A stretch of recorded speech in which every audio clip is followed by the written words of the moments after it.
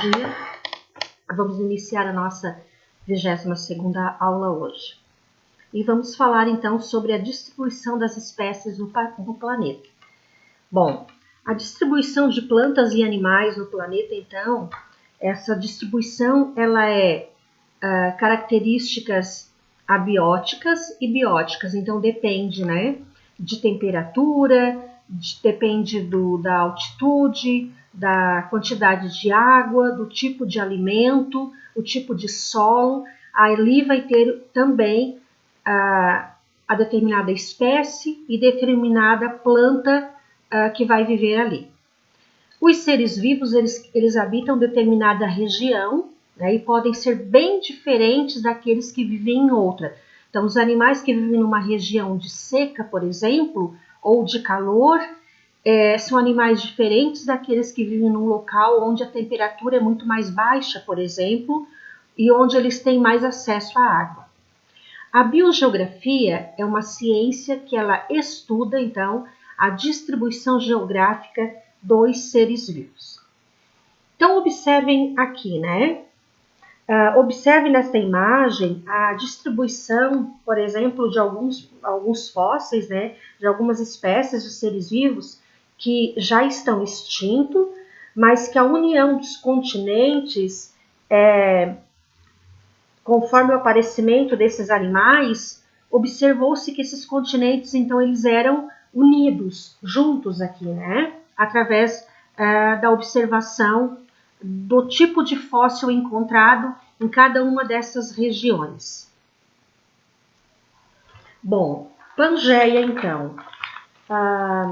Através da análise de seres vivos, né, de fósseis, rochas, percebeu-se que existia, há milhões de anos atrás, apenas um grande continente.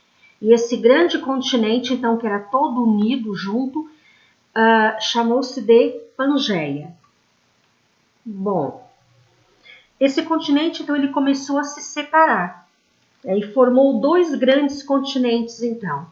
Ao norte, nós temos a Laurásia e ao sul, nós temos a Gondwana. Então, foram dois continentes formados aqui. Continuou essa separação, né, que a gente chama agora de deriva continental. Ou seja, esses continentes da Terra, eles continuam se deslocando, né, e esse deslocamento ele é causado pelas placas tectônicas, e através desse contínuo deslocamento formou-se então o continente atual. O que nós temos hoje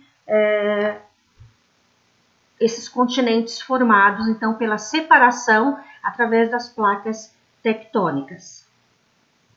Bom, a costa brasileira e a África, então, né? A costa brasileira e a África, através de estudos e observações, percebeu-se que as duas têm uma semelhança morfológica. Eles observaram um perfeito encaixe entre essas duas costas, e estudos científicos, né, da geologia, da paleontologia, confirmam então essa tese. Através das pedras, através da terra, né, do solo. E a América do Sul, então a África, elas eram unidas, elas eram juntas. Então aqui nós temos, né, como elas eram antes e agora a separação. Então as evidências geológicas, como rochas, por exemplo, elas confirmam, né, que a América do Sul e a África, elas eram unidas. Vocês têm uma atividade na apostila, página 19, a questão 1 e a 2. Por favor, identifiquem a aula, o nome de vocês, a série, né, a data.